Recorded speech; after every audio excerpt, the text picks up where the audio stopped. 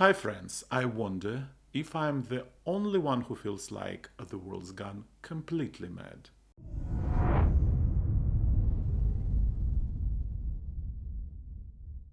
Earlobes predict heart attacks. Science at a level of look into the ears and it's clear. Modern medicine knows hundreds of heart attack risk factors. Poor sleep, fast food, stress, cigarettes, alcohol. But why bother checking your blood pressure, cholesterol level, or even visiting a doctor when it's enough to just look at your ears? Yes, indeed. If you have a diagonal crease on your earlobe, congratulations, you've got a VIP pass to the Club of Heart Diseases. Doctors even came up with a name for this wonder, Frank's sign, as if it were some secret Masonic symbol. The study looked more like a massive ear audit. Doctors examined the bodies of more than 300 people who had died from heart disease. And voila, 72% of men and 67% of women had the crease. As for the remaining 28% and 33%, nobody said much. Maybe their earrings were too tight or they just liked sleeping face down on the pillow, but who cares when you can make a sensation? Later, of course, skeptics arrived to spoil the fun. What if it's from jewelry? What if it's from slip position? But even they gave in and admitted, yes, there seemed to be some connections. What kind exactly, nobody knows. Science is baffled. While Frankenstein confidently marches across newspaper pages, scaring impressionable readers. So now you can relax. Instead of ECG, just grab a mirror, see a crease, rush straight into a healthy lifestyle. Don't see one? Keep on wrecking your heart with burgers and cigarettes. Your ears are staying quiet for now.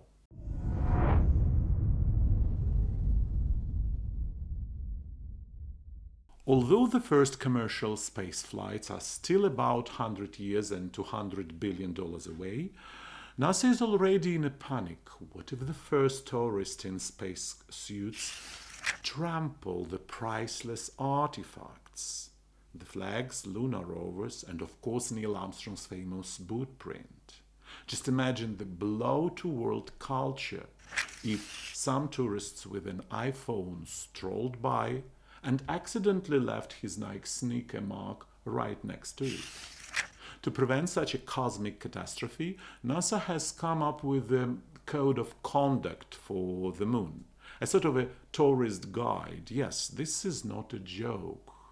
Now, if you want to stroll near Apollo 11, you must stop at least 100 meters away. And if you are landing a rocket, keep a distance of 5 kilometers. And of course, no lunar selfies with the American flag in the background. That's a national treasure. The funniest part is that NASA is seriously worried about drunk space tourists on the jetpacks. No, not about them, but about rocket engine exhaust damaging the sacred lunar soil. The only question is, who will enforce these rules? Maybe they'll put up a sign saying keep off the grass or hire a lunar warden with a red ribbon. In short, NASA is turning the moon into open-air museum, just without tour guide. Now we only have to wait until they introduce subscription packages. Standard package, photo of Armstrong's footprint. VIP package, right to sweep around it. Well, it looks like my plans to visit the moon officially, or even just as a friendly trip, are ruined. Far too many approvals would be required now.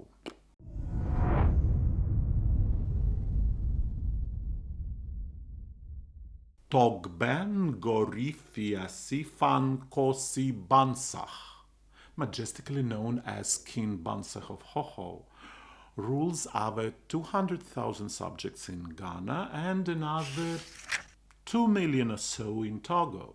Well, rules. He actually lives in Germany, fixes cars in garage, and connects with his people via Skype.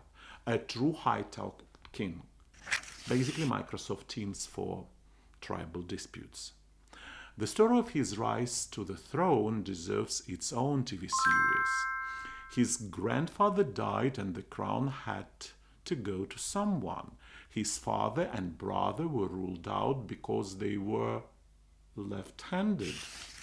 In Hohoe, being left-handed is almost like being a witch with a crook diploma, unclean and dishonorable. So Bansa, being right-handed and therefore righteous, became the new monarch. In 1992, he was crowned in a grand ceremony, but he never felt he need to return to Africa. Why bother when he can sit in Ludwigshafen city, marry a German woman named Gabriella, and fix apples while simultaneously ruling his people over the internet? Remote work in its royal edition. Tightening bolts by day, setting goats thief disputes by night. To reassure his people that the king hasn't forgotten them entirely, Bansa launches charitable projects. He sends water purification equipment home and flies in every couple of months on business trips. A kind of monarch outsourcer for whom state governance is a side project between dinner and watching football on German TV. If Oxford ever offers a course on the monarchy in the future, Bansa's example will surely make it into the textbook. A king without a palace, without a subject at hand, but with Wi-Fi and Skype, and it all works.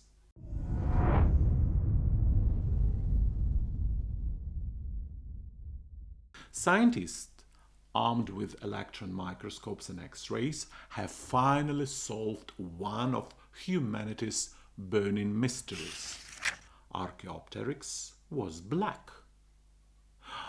Yes, after some 100 million years of waiting, we now know that this transitional form between reptiles and birds looked more or less like a crow after a heavy hangover. A feather discovered back in 1861, or rather a fossilized imprints of a feather, was examined with such thoroughness as if it were a signed oil supply contract. They identified melanosomes, these organelles in animal cells that contained melanin and other light-absorbing pigments, compared them with 87 species of modern birds, and came to the great conclusion: most likely Archaeopteryx was black, as if anyone expected it to turn out polka-dotted pink.